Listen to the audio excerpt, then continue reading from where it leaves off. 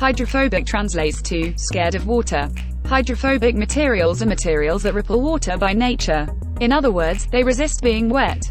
Examples of these materials are seen in our everyday lives, such as cinnamon and cocoa powder. Now, what happens when a hydrophobic material is dipped into a water-based solution? A layer of the solution forms on the outer surface of the hydrophobic material. This layer is similar to a bubble.